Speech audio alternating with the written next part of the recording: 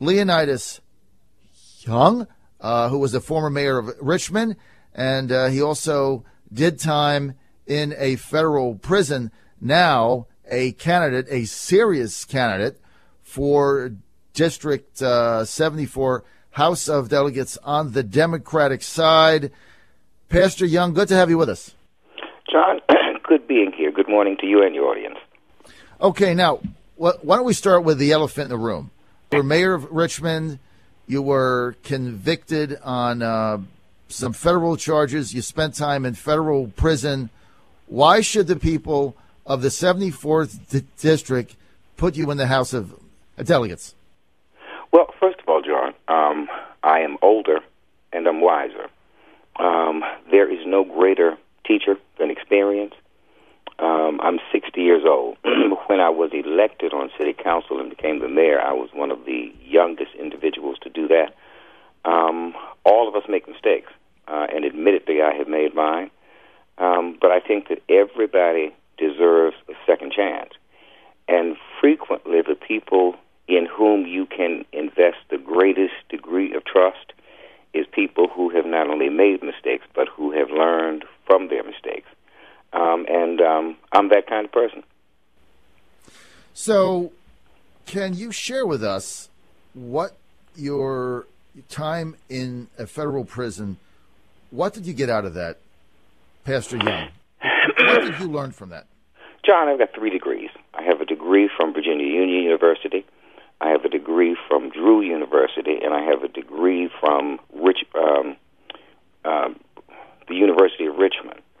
And I gained more knowledge out of my time in federal penitentiary than of all of my academic achievements. I had the opportunity for the first time in my life to actually live with and share life with individuals, many of whom had served 10 years and had 10 more to go. I felt very guilty because I was going through the blues about the 2 years I had been given until I met them. And these were some of the brightest, most able-bodied individuals I've ever met in my life. It is not at all what you expect. I was there with at least 3 attorneys, all of whom were Republican and white. I was there with at least 2 doctors, one of whom had been a very wealthy chiropractor. He owned 3 businesses in North Carolina. Needless to say, there were 4 preachers there. 2 of them were Hispanic, 2 of them were black, all of whom had made mistakes. And the surprising thing is that all of their offenses were nonviolent offenses. And they were spending 10 and 20 years in prison for nonviolent offenses. And I had no idea that our system was set up in such a way to absolutely destroy an individual's life. Now, John, that's to say little of the fines and the restitution and the penalties that they were going to have to pay. When I was released, I had over $300,000 in penalties and fines. Now, please understand that I'm at the point, upon release, where I cannot find a decent job. With all of my education, I could not find a decent job. I applied at the Waffle House and was turned down. Really? I wanted to be, I was too qualified to work at the Waffle House. I went to the city thinking that I could be a substitute teacher because I have experience teaching, and I hit that question: have you committed a felony? And of course, when I filled it out, I wasn't qualified for that. What blew my mind is that while I was in federal penitentiary, I got a letter from the IRS telling me that I was being audited and demanding that I appear on a certain date. Now, I'm in prison. I'm broke. I've got to hire an attorney to represent me with the IRS. I called the federal prosecutor because a part of what I took a plea deal on was a tax offense. And prior to leaving, I paid $7,000 in taxes, only to find out that there are 2 branches of the IRS. One is the criminal division, one is the civil division. even if you have settled your case with the criminal division, the civil division has a right to come back and audit you for the next 5 years, which is what happened to me. And so when I came out, there was no way in the world to recover from the kind of debt I was in, plus being labeled with a felony. And I went through a period of depression because I said, I guess this is what life is. And a couple of years ago, I decided that I didn't like the ending that had been written for me, and that I was going to rewrite it. And that's when I decided to run for office again.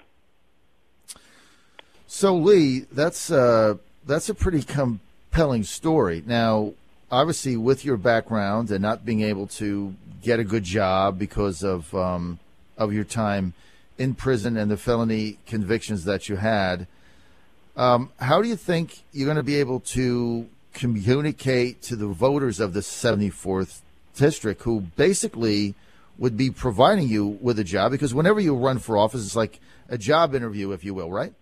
Sure. Absolutely right. So how do you think how do you think their reaction will be? Well, to tell you the truth, part of what persuaded me is that the 74th District is a very peculiar district. And their recent history is one of the things that encouraged me to seek office in this particular district. Now, look, what district in the state of Virginia do you know of who has a candidate who has not only been convicted, but who currently serves time in jail, who is out on work release, and they re-elect him in a special election after he has stepped down by request of the Speaker of the House, and he wins by big numbers? Now, if that's not a district that's absolutely saying we believe in redemption and we believe in restoration, then I don't know whatever evidence you need. And so Joe Morris's experience convinced me that if there is one district that's willing to give a person a second chance, it is this district. Because I have his total backing and because I'm a 15-year resident of this district, I'm willing to take a shot and to try it.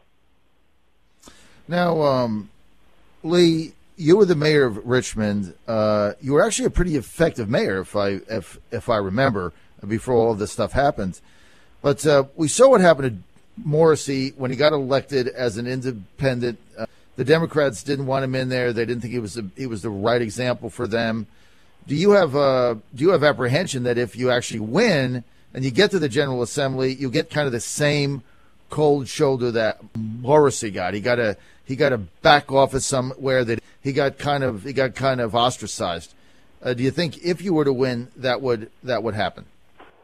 No, I don't anticipate that. Why? Unfortunately, the Democrats got to the place where they considered Joe to be an embarrassment. They did not anticipate that he had the kind of support he did in his own district. They want to get rid of Joe, and they're willing to replace Joe with anybody. And so I don't expect that kind of treatment. Plus, I've got another ace in the hole.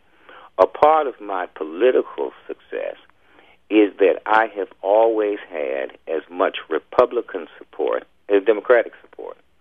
I am a conservative Democrat, and I have proven that I can reach across the aisle. When I was mayor, 50% of my campaign funding came from conservative Republicans. And so I think that both the Democrats and the Republicans need somebody who is seen as an individual who's willing to hear you and who's willing to listen to you. I have a tremendous amount of support in the Christian community because we have the same fundamental values. And so I think that upon my entry into the House, there are going to be individuals on both sides who not only seek my opinion, but who will also seek my support. What is your pathway to victory? So far, we've had a tremendous impact in Henrico County. Tomorrow morning, I start campaigning in Charles City. The only other candidate who really hasn't made a forceful appearance is Mr. Steve Atkins, who is also a school board member from Charles City. And he is going to have an impact on the Charles City area, but I think that with effective campaigning, I can probably take that district as well. We've met a very positive response. Matter of fact, to my surprise, a number of individuals have actually come to my house and asked for my political material and signs. We're going to a district this coming Saturday where a number of the residents have actually called us and asked us to come to the district and campaign. And so if we can keep up the kind of momentum that we started, then I think we're going to win this by big numbers. And I'm not being arrogant. This is the feedback that I'm getting from the communities that we visited. Now, obviously, you're out there talking to potential voters, primary voters, knocking on doors out at events. What has some of the feedback been? Give me some of the positive, and give me some of them that haven't been too positive. What have they been saying? The biggest obstacle that I have had to overcome is to actually reintroduce myself. I am surprised that there are a lot of individuals who have a short-term memory, and I have had to remind them of who I am and what office I held. People forget, and you got to realize we're talking about 17 years ago. Right. And it has not been unintentional for me to wait for this period of time. I needed the time to regroup. Although I got my right to vote back, my integrity did not come immediately. I really had to be encouraged after getting the right to vote to lift my head back up, regain my hope, and invest in myself and believe that I could do it. Now, I don't want to be repetitious, but after seeing what Morrissey went through, I decided that if he can go through, they're throwing everything at him, including the kitchen sink, and still have the fortitude to fight back, then I don't have any excuse not to do so. All right, I think that makes sense, no doubt, and I think you hit it on the head. The voters in that district, I think, see things a little bit differently. I commended their decision to put Joe back in the House because I think that was the absolute right thing to do, and he was being screwed by the man, if you will. Now, let me just ask you straight out. The Democrats are going to put a lot of money and effort behind Lamont Bagby. I've talked to several people off the record. They're not particularly excited about your candidacy. How are you going to get that message out? I am really waiting to see. I think at this point the Democrats are blowing smoke, and they think that my candidacy is going to be affected by their threat of heavy funding. I do not believe that the Democratic Party can afford to invest in a candidate who has the potential of losing. They just did that when they ran Mr. Sullivan, and they insulted the voters by the way that they did it. And so I think that they're going to be far more cautious at this point. I think they're going to hold their money to invest in the winner of the primary. Thus far, I have not seen tremendous support for Mr. Bagby in the community. I haven't seen party support for Mr. Bagby. Mr. Bagby's assumed chief ally, who is Senator Donald McEachin, who lives 3 blocks from me, has not come out with support for Bagby. And according to all the financial records, he has not made a contribution to Mr. Bagby. Now, Joe Morrissey has been one of my not only chief supporters, but he has proven his support by making substantial contributions to my campaign. To date, he has given over $5,000 to my campaign. The campaign itself has raised another $5,000, and we have an expectation that another $5,000 will come in within the next few days. And so we're not doing poorly. Now, I would love to have at least $30,000 to run this campaign, so I'm not discouraging anybody from making a contribution, but we are convinced that we can match Mr. Bagby dollar for dollar when it comes to campaign contributions. Okay, that's going to be the final word. I have to commend your efforts, Mr. Mayor. It's not easy to come back from what you've had to endure, obviously, and I think you definitely add something to the equation. And I think what you're doing is a courageous act because, like you said, it would have been a lot easier to just go into a hole, if you will. You know, I've only got a minute, but one of the grand ironies is your right to participate in the process was granted by former Governor Bob McDonnell, who is now under fire. Isn't that kind of the grand irony of life? It is indeed the grand irony of life. One of the television stations interviewed me and questioned me concerning that. And I hope, that Bob McDonnell will see all of this and realize that even he can come back.